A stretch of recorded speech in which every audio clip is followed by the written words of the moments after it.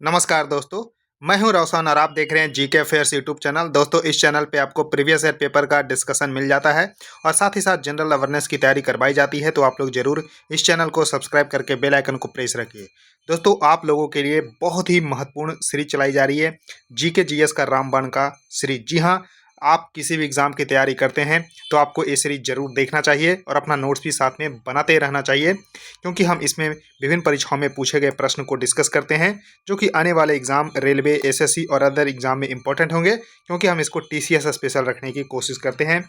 तो 48 नंबर का लेक्चर है, इससे पहले के लेक्चर जरूर देखिए, प्लेलिस्ट में सारे लेक्चर पड़े हुए हैं। और देखिए, पीडीएफ चाहिए तो आप हमारे टेलीग्राम चैनल से जुड़ सकते हैं, जिसका लिंक आपको नीचे डिस्क्रिप्शन में दिया हुआ है। और आपके पास भी किसी एग्जाम का क्वेश्चन पेपर होता है तो gkafairs25@gmail.com पे भेज सकते हैं, ताकि उसको भी हम यहाँ पर डिस्कस कर सकें।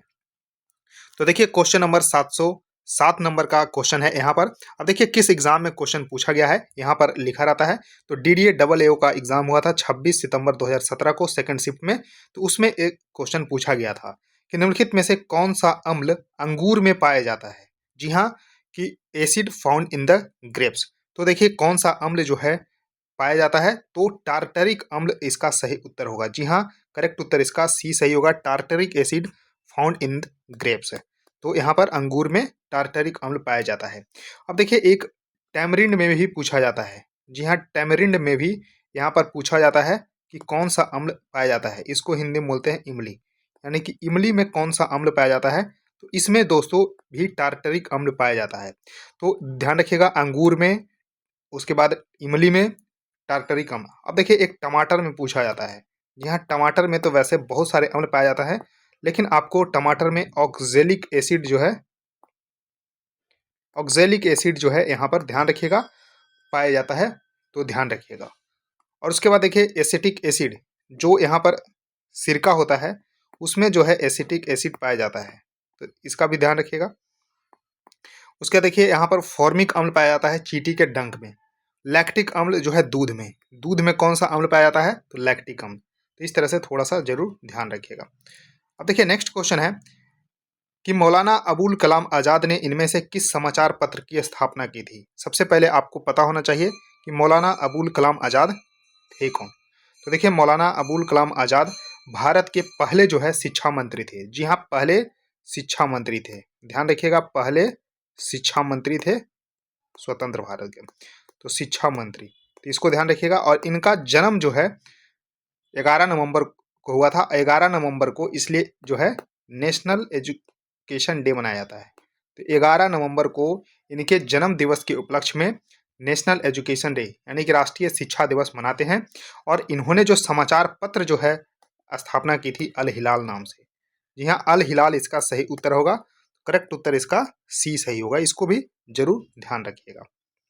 उसके देखिए, नेक्स्ट क्वेश्चन आपके सामने है कि Nokrek biosphere reserve located in which of the following places. तो देखिए, नॉकरेक बायोस्फीयर जो रिजर्व है वो किस राज्य में स्थित है। तो नॉकरेक कहाँ पर है, तो मेघालय में है। इसको ध्यान रखिएगा, करेक्ट उत्तर इसका सी सही हो जाएगा। और उड़ीसा में देखिए नेशनल पार्क कुछ है, सिमलीपल, भीतरकनिका। तो इस तरह से इसको ध्यान रखिएगा। असम में तो काजीरंगा, मानस, ओरांग, नामेरी, डिब्रू सैखोवा, देंग पटकई। इस तरह से ध्यान रख लीजिएगा। उसके देखिए, नेक्स्ट क्वेश्चन है कि भूकंप से उत्पन्न इंफ्रासोनिक ध्वनि कौन सा है। तो देखिए, भूकंप से उत्पन्न इंफ्रासोनिक, तो देखिए तीन तरह के जो है यहाँ पर जो सोनिक मतलब ध्वनि का जो यहाँ पर आपको साउंड का जो यहाँ पर वेवलेंथ है उसके आधार पे, यानी कि फ्रीक्वेंसी के आधार पे बांटा गया है। यानी कि ध्यान रखिएगा, साउंड को फ्रीक्वेंसी के आधार पे तीन कैटेगरी में बांटा गया है, इसको थोड़ा सा ध्यान रखिएगा। देखिए, सबसे पहले यहाँ पर लिख दीजिए इंफ्रासोनिक। जी हाँ, इंफ्रासोनिक। उसके बाद सोनिक, और उसके बाद अल्ट्रासोनिक। ध्यान रखिएगा, अल्ट्रासोनिक। तो देखिए, यहाँ अगर हम बात करते हैं तो 20 हर्ट्ज, 20 हर्ट्ज से कम। सोनिक में क्या होगा, 20 हर्ट्ज से लेके 20,000 हर्ट्ज तक, और 20,000 हर्ट्ज से ऊपर। ये 3 कैटेगरी आपको ध्यान रखना है कि इंफ्रासोनिक अगर बोले तो 20 हर्ट्ज से कम की ध्वनि, सोनिक बोले तो 20 हर्ट्ज से 20,000 हर्ट्ज तक, सोनिक को एक और नाम है ऑडिबल, यानी कि सुनने योग्य, और अल्ट्रासोनिक यहाँ 20,000 हर्ट्ज से ऊपर है। तो 3 कैटेगरी को ध्यान रखना है। तो देखिए इंफ्रासोनिक तो 20 हर्ट्ज से नीचे, तो करेक्ट उत्तर इसका बी सही होगा, इसको जरूर ध्यान रखिएगा, यानी कि बिलो 20 हर्ट्ज को इंफ्रासोनिक जो है साउंड बोलते हैं, इसको जरूर ध्यान रखिएगा। अब देखिए नेक्स्ट क्वेश्चन है कि जैन धर्म की स्थापना करने वाले वर्धमान महावीर के बारे में कौन सा कथन सत्य है। तो देखिए जैन धर्म की स्थापना भगवान जो है महावीर को माना जाता है, लेकिन इनकी स्थापना इनसे पहले ही हो चुकी थी जैन धर्म की, और उनके जो संस्थापक कहीं कहीं माने जाते हैं ऋषभ देव। जी हाँ, ऋषभ देव को माना जाता है, ऋषभ देव को माना जाता है, क्योंकि ये जैन धर्म के पहले तीर्थंकर थे। पहले तीर्थंकर अगर पूछा जाए तो इसको ध्यान रखिएगा, ऋषभ देव थे, और इन्होंने ही जैन धर्म की स्थापना की, लेकिन वास्तविक रूप से इनको माना जाता है महावीर को। तो देखिए क्वेश्चन में ही है, तो इसमें हम ज़्यादा कुछ नहीं कर सकते, तो इसको ध्यान रखिएगा। अब देखिए महावीर के बारे में कौन सा कथन सत्य है, तो सत्य कथन पर आपको जरूर ध्यान रख लेना है। तो उनका जन्म आधुनिक कर्नाटक में हुआ था?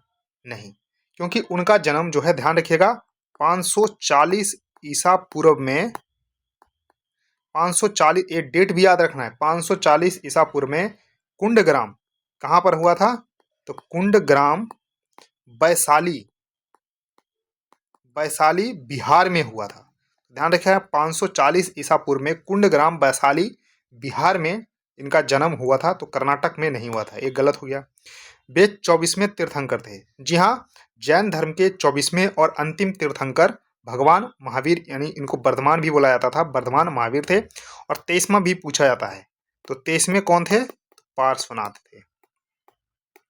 तो देखिए पहला थे ऋषभ देव, 23वां पार्श्वनाथ, 24वां वर्धमान महावीर। तो ये देखिए सही हो गया, बी सही है, 24वें तीर्थंकर थे। तो देखिए सत्य ही पूछा गया था, तो ही वाज द 24th तीर्थंकर। और वह लगभग 2000 ईसा पूर्व में रहते थे? नहीं, क्योंकि इनका जन्म ही 540 ईसा पूर्व में हुआ, तो 2000 में कैसे हुआ था, ये भी गलत हो गया। और उन्होंने अष्टांगिक मार्ग की शिक्षा दी थी? नहीं, अष्टांगिक मार्ग की शिक्षा देने वाले थे गौतम बुद्ध। तो यह ध्यान रखिएगा, गौतम बुद्ध जो है अष्टांगिक मार्ग की शिक्षा दिए थे, तो इनको ध्यान रखिएगा। ये भी कई बार एग्जाम में पूछा गया कि अष्टांगिक मार्ग की शिक्षा किसने दी थी, तो गौतम बुद्ध ने। इतना जरूर आपको ध्यान रख लेना है। और इनका मृत्यु पूछा जाता है कि वर्धमान महावीर की मृत्यु कहाँ पर हुई थी। देखिए मृत्यु जो हुई थी वो 468 ईसा पूर्व, कहाँ पर, तो पावापुरी बिहार में, पावापुरी बिहार में इनकी मृत्यु हुई थी, तो इतना जरूर ध्यान रखिएगा। उसका देखिए नेक्स्ट क्वेश्चन है कि साइलेंट वैली कहाँ पर स्थित है। अब देखिए साइलेंट वैली, ये क्वेश्चन को कर लीजिए वीवीआई, इसमें बहुत सारे फैक्ट मैं बताऊंगा, इसको ध्यान रखिएगा। क्या है, तो साइलेंट वैली, तो साइलेंट वैली कहाँ पर स्थित है, तो केरल में पालघट जिले का नाम सिकाड़ा की अनुपस्थिति के कारण रखा गया, यानी कि Palghat district in the Kerala and is so named because of the absence of cicadas. तो करेक्ट उत्तर इसका डी होगा, यानी कि साइलेंट वैली कहाँ पर है, तो केरल में है, और केरल में पालघट जिले का नाम सिकाड़ा की अनुपस्थिति के कारण भी रखा गया है। तो इसको ध्यान रखिएगा, सिंपल सा कि ये केरल में स्थित है। अब देखिए इसमें से बहुत सारे और जो फैक्ट हैं ये आपको जरूर ध्यान रख लेना। अब देखिए साइलेंट वैली, तो साइलेंट वैली तो आपको पता चल गया कि साइलेंट वैली कहाँ पर है, तो केरल में। और इसी से मिलता जुलता है pin valley, pin Valley National park. तो पिन वैली नेशनल पार्क कहाँ पर है, तो हिमाचल में है। और एक और है valley of flower, valley of Flower National park, तो ये कहाँ पर है, तो उत्तराखंड में है। तो देखिए 3 साइलेंट वैली केरल में, Pin Valley National Park Himachal में, Valley of Flower National Park Uttarakhand में। तो 3 आपको यहाँ से ध्यान रख लेना है। अब देखिए पालघट के बारे में आया था ऑप्शन में। अब देखिए 3 बेसिकली 4 जो है यहाँ पर पश्चिमी घाट के दर्रे हैं, तो ध्यान रखिएगा ये पश्चिमी घाट है, देख पा रहे होंगे, ये आपको ईस्टर्न घाट है। तो पश्चिमी घाट के 4 दर्रे आपको ध्यान रख लेना है। देखिए 4 दर्रे यहाँ पर, देखिए थाल घाट, तो थाल घाट यानी कि नॉर्थ से साउथ में आना है, भोर घाट और यहाँ पर पाल घाट और एक है सिनकोटा। तो चारों के बारे में ध्यान रखिएगा, ऊपर से आना है थाल घाट, भोर घाट, पाल घाट और नीचे सिनकोटा। तो चार यहाँ पर दर्रे हैं पश्चिमी घाट के। अब देखिए यहाँ पर चारों के बारे में ध्यान रख लीजिए। तो पश्चिमी घाट के दर्रे हैं उत्तर से दक्षिण में। तो देखिए थाल घाट, तो इसकी ऊंचाई 580 मीटर है और देखिए नासिक एवं मुंबई के बीच में संपर्क का मार्ग है। तो कहाँ किसके किसके बीच में है? तो नासिक और मुंबई के बीच में है थाल घाट। भोर घाट क्या है? तो देखिए मुंबई से पुणे जाते जाते भोर हो गया, तो भोर घाट मुंबई से पुणे के बीच में 630 मीटर की ऊंचाई है इसकी। और देखिए पाल घाट, तो यह है कोयम्बटूर एवं कोच्चिन के बीच में। अब देखिए कहीं कहीं जो है इसको ध्यान रखिएगा कि ये पलक्कड़ और कोयम्बटूर के बीच में, यानी कि कोच्चिन ना देके पलक्कड़ आपको दिया रहेगा। तो केरल में पलक्कड़ जगह है, तो पलक्कड़ और कोयम्बटूर के बीच में अगर पूछा है तो पाल घाट है। 305 मीटर की ऊंचाई है और इसलिए से पाल घाट को पलक्कड़ दर्रा भी बोला जाता है। ध्यान रखिएगा, पलक्कड़ अगर गैप बोला जाए तो पाल घाट को, जो कि पलक्कड़ से कोयम्बटूर के बीच में या फिर कोच्चिन से कोयम्बटूर के बीच में है। और देखिए सेनकोटा 280 मीटर की ऊंचाई है तकरीबन। और देखिए कहाँ से कहाँ के बीच में है? तो तिरुवनंतपुरम से मदुरई के बीच में। जी हाँ, सेनकोटा तिरुवनंतपुरम एवं मदुरई के बीच में है। तो चारों दर्रे जो है आपको जरूर ध्यान रख लीजिएगा, इसको वीवीआई कर लीजिए, पूरे क्वेश्चन ही वीवीआई था, इसको ध्यान रखिएगा। अब देखिए नेक्स्ट क्वेश्चन है कि विश्व बैंक के बारे में कौन सा कथन सत्य नहीं है? अब देखिए विश्व बैंक के बारे में यानी वर्ल्ड बैंक के बारे में, तो सबसे पहले ध्यान रखिएगा 1944 में ब्रेटन वुड, जी हाँ ब्रेटन वुड सम्मेलन हुआ था। ब्रेटन वुड 1944 में ब्रेटन वुड सम्मेलन हुआ था। तो इसमें दो जो है संस्था का निर्माण हुआ था, IMF इंटरनेशनल मॉनेटरी फंड और वर्ल्ड बैंक। इसलिए इन दोनों को जुड़वा बहन भी बोला जाता है, यानी कि दोनों का जो स्थापना हुआ 1944 के ब्रेटन वुड सम्मेलन में हुआ। और यहाँ एक घटना ध्यान रख लीजिएगा, 1939 से 1945 तक द्वितीय विश्व युद्ध हुआ था। तो इसी दौरान जो है इनका देख पा रहे होंगे पीरियड, 1944 में ब्रेटन वुड सम्मेलन हुआ, तो IMF और वर्ल्ड बैंक का स्थापना, इसलिए इन दोनों को जुड़वा बहन भी बोलते हैं। और इन दोनों का मुख्यालय जो है आपको ध्यान रख लेना है कि वाशिंगटन DC में स्थित है, अमेरिका में। तो देखिए यहाँ नहीं पूछा जा रहा है, तो देखिए इसका मुख्यालय संयुक्त राज्य अमेरिका के वाशिंगटन DC में है। तो देखिए वाशिंगटन DC में तो है, ये सही है। इसका नेतृत्व आमतौर पर यूरोपीय संघ का नागरिक करता है, इसको भी रहने दीजिए। या विकासशील देशों को ऋण देता है, provides loan to the developing country, तो देखिए सही है। It is a part of the United Nation network, तो जी हाँ यूनाइटेड नेशन नेटवर्क का पार्ट है। तो क्या यूरोपियन लोग सिर्फ इसको नेतृत्व करेंगे? नहीं। तो यही कथन जो है यहाँ पर सही होगा। तो करेक्ट उत्तर तो इसका बी होगा, ये गलत है, नॉट ट्रू है। इसको ध्यान रखिएगा, बहुत ही इंपॉर्टेंट है। उसका देखिए नेक्स्ट क्वेश्चन है कि सरदार वल्लभ भाई पटेल के बारे में जो है कौन सा कथन सत्य है? अब देखिए सत्य कथन सरदार वल्लभ भाई पटेल के बारे में, तो सरदार वल्लभ भाई पटेल का सबसे पहले आपको जन्म ही आपको ध्यान रख लेना है। तो 31 अक्टूबर, इसलिए 31 अक्टूबर 1875 को इनका जन्म हुआ। 31 अक्टूबर को नेशनल यूनिटी डे, राष्ट्रीय एकता दिवस मनाते हैं इनके जन्म दिवस दिवस पर ही, 31 अक्टूबर को। अब देखिए सत्य कथन पूछा जा रहा है, तो इनकी मृत्यु भी ध्यान रख लीजिए कि 15 दिसंबर 1950 को हुआ था। तो जन्म 31 अक्टूबर 1875 को और मृत्यु 15 दिसंबर 1950 को। और भारत के पहले जो है डिप्टी PM थे, जी हाँ पहले डिप्टी प्राइम मिनिस्टर थे भारत के। और स्वतंत्र भारत के ध्यान रखिएगा पहले जो है यहाँ पर गृह मंत्री भी थे, तो पहले गृह मंत्री थे, इसको भी ध्यान रखिएगा। तो करेक्ट उत्तर इसका सी सही होगा। ये was the first home minister of India.